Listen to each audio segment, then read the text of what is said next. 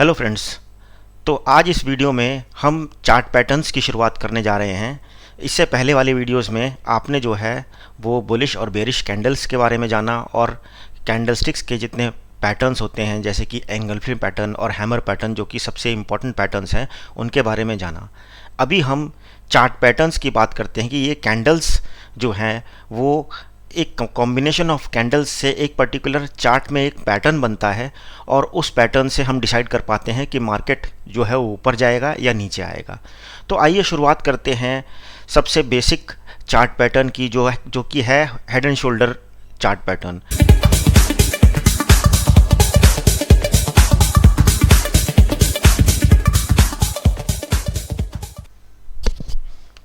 तो head and shoulder chart pattern में देखेंगे आप कि ये एक हेड है, ये एक लेफ़्ट शोल्डर है और एक राइट शोल्डर है। यानी एक आदमी है जिसका एक हेड बना हुआ है, एक लेफ़्ट शोल्डर बना हुआ है ये पूरा, और एक ये राइट शोल्डर बना हुआ है। तो इसको head and shoulder chart pattern बोलते हैं। और इसमें ये देखिए कि मार्केट ऊपर जा रहा था और हेड एंड शोल्डर जब बन गया तो उसके बाद मार्केट नीचे आने लग गया। तो हेड एंड शोल्डर जो है वो ऊपर से मार्केट को नीचे लाने में जो है वो मदद करता है।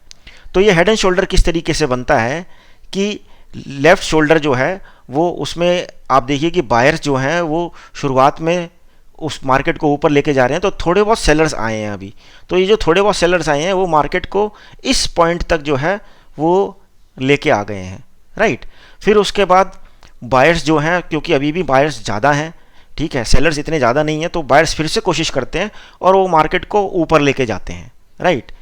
तो उसके बाद सेलर्स क्योंकि अभी थोड़े और बढ़ गए हैं तो वो मार्केट को फिर से दोबारा से उसी पॉइंट पे लेके आ गए हैं वापस, ठीक है। अब इस पॉइंट पे आके एक टाइम ऐसा आता है कि बायर्स जो हैं वो मार्केट में कम होने लगते हैं और सेलर्स जो हैं वो ज़्यादा हो जाते हैं, ठीक है। तो अभी बायर्स अपना आखिरी फोर्स एक लगा रहे हैं, ठीक है। अब क्योंकि बायर्स ऑलरेडी कम हो चुके हैं, ठीक है, तो वो हेड तक पहले जो है वो हेड तक ले जा पाए थे बायर्स, अभी हेड तक नहीं ले जाने की पावर उनकी, तो वो कम हो गए हैं, तो इसलिए वो यहाँ तक ले जाते हैं। और फिर सेलर्स क्योंकि ज़्यादा हैं तो इसलिए वो मार्केट को जब इस पॉइंट पे लेके आते हैं, ठीक है, तो इस पॉइंट पे जब लेके आते हैं तो उस टाइम पे थोड़े बहुत बचे हुए जो बाकी बायर्स हैं वो अब देख रहे हैं कि भाई अब जो है वो सेलर्स बहुत ज़्यादा हो चुके हैं। अब सेलर्स बहुत ज़्यादा हो चुके हैं तो इस टाइम पे बायर्स जो है घबरा जाते हैं। तो बायर्स क्या करते हैं, वो भी सेल करने लगते हैं, क्योंकि बायर्स को अल्टीमेटली अगर मार्केट से निकलना है, आपने किसी चीज़ को बाय किया है तो आपको मार्केट से निकलना है तो आपको सेल करना पड़ेगा वो, राइट।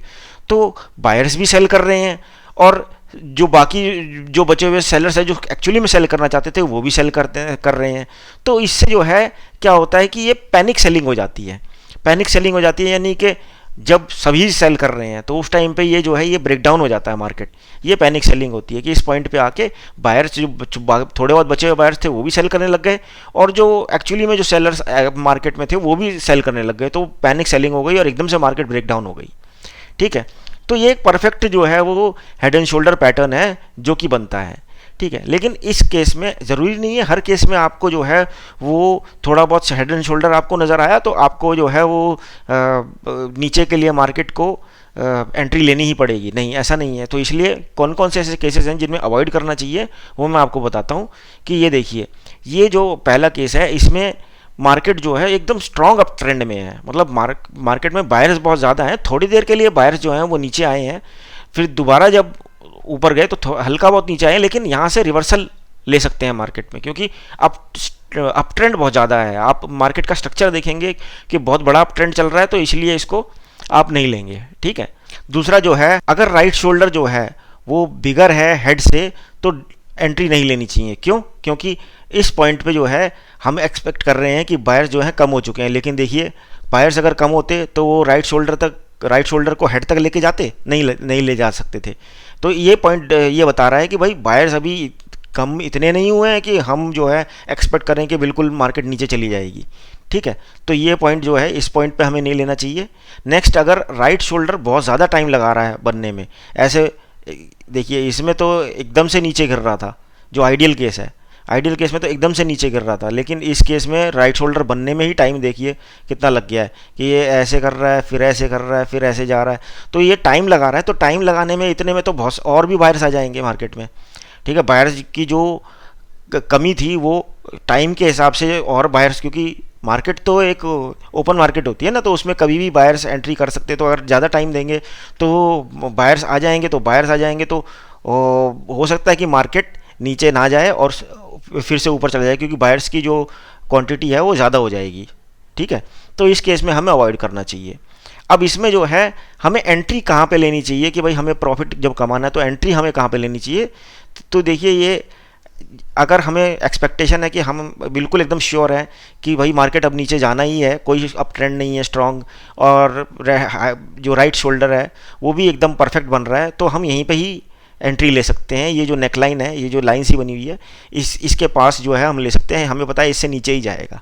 ठीक है, लेकिन अगर हमें एकदम सेफ खेलना है तो उस केस में क्या है कि हम वेट करेंगे। ये नीचे देखिए, ये नेक्स्ट लाइन से नीचे आया, फिर थोड़ी देर के लिए ऊपर आता है, फिर लेकिन दोबारा इस लाइन से टकरा के फिर जब दोबारा जाता है तो उस टाइम पे हम ले, इसको कहते हैं रीटेस्ट एंट्री।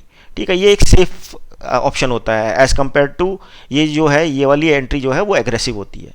ठीक, तो ये था आपके लिए हेड एंड शोल्डर पैटर्न, जो कि मार्केट को अप ट्रेंड से डाउन ट्रेंड लेके आता है।